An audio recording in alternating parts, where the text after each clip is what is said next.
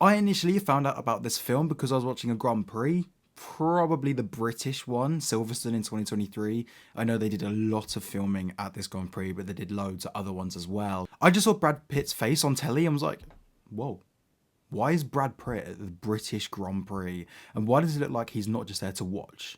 Why does it look like he's going to race? Then the commentators explained. They mentioned it was Joseph Kosinski's next project as well, which had me so hooked. And since then, I've been so excited for this film. I feel like a film about Formula One or involving Formula One was pretty inevitable, but also needed. Well, for me, anyway, I really needed this film. And I'm a little surprised an F1 film took this long to get here. I mean, we've had Rush, we've had films about Formula One racers, but this is an F1 film.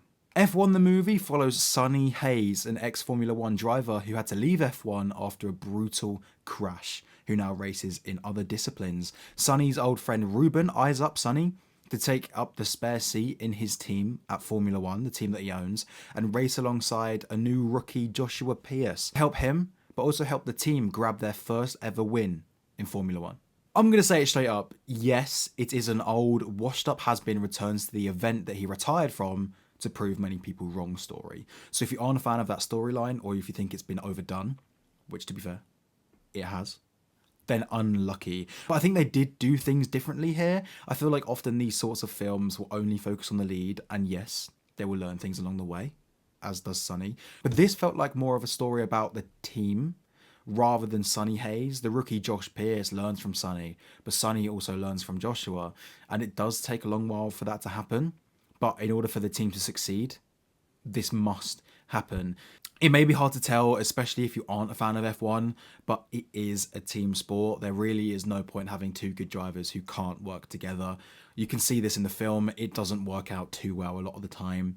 There was a scene in the middle where at a certain race I wasn't really a fan of. It's about Sonny's tactics and they're very questionable, sort of leaning into that teamwork aspect, but they moved on pretty quickly. That was like the one main thing that I saw from the film that I didn't really like. I'm not going to say what actually happened because of spoilers, but yeah. Like every F1 race, the film is full of high octane, high power energy from start to finish. This is something I'm a huge fan of and is what I really enjoyed in Joseph Kosinski's last blockbuster outing in Top Gun Maverick.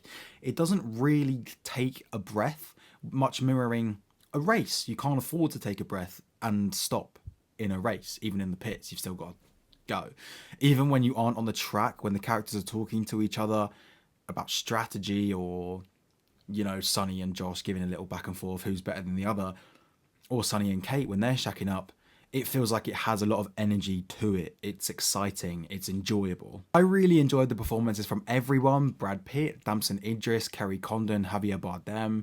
F1 drivers are arrogant, they're cocky, because they kind of have to be, especially in a sport like this, and I feel like Pitt and Idris brought this really well. Damson Idris playing the immature rookie prodigy who does need guidance in order to be a better driver and reach the heights that he believes he can, but in the beginning, he doesn't see that yet. And Brad Pitt was playing the has-been F1 driver, hasn't raced in the discipline for 30 years, who is now tasked with helping guide him, but also save the team. Both characters do have different backgrounds and stories, yet do have the similar arrogance on the track. And you can see this in the performances. They're pretty good. I think the charisma of Brad Pitt really fits the character as well. I think they got that spot on as well. I think overall from those two race drivers, really, really good job. I love Kerry Condon. I just do. I think she's so good in everything I've seen her in, and I thought she was great in this as well. Kate is the first female technical director in F1, and you can really see in the performance how much this means. But that she isn't done there. She wants more. She wants to win. The whole team wants to win, and you could feel that from everyone. From the race car drivers, from Javier Bardem as the owner, from Kate as the technical director. You can really see it.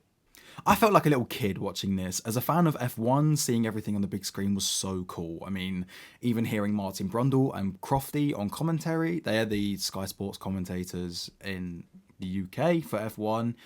It was so cool. And seeing the drivers about, you know, getting shots of Lando, Lewis, Max, Charles, George. I'm not going to go and name the whole grid, but it was really exciting. It was almost like I was waiting for their cameos, which can be taken as a good and a bad thing, but with my excitement, I'm going to go with good for me. Even hearing the sounds of the car and just the casual F1 noises on the big screen in cinemas was so cool. I didn't watch this in IMAX, but I know that that shit would have sounded so unreal. I just know it. So if you can check this out in IMAX, 100% do. I really enjoyed F1, and not just because I'm a fan of F1 already. I enjoyed it as a film fan and an F1 fan. The high energy from start to finish, the action, the great performances, Brad Pitt in an F1 car. I mean, what more would you want? What more do you want? So I give F1 the movie 4 stars. If you have seen F1, please let me know what you thought. Did you enjoy it as much as I did? If you haven't, are you looking forward to the film? If you like the review, please like and subscribe. It would be much appreciated, and I'll see you in the next.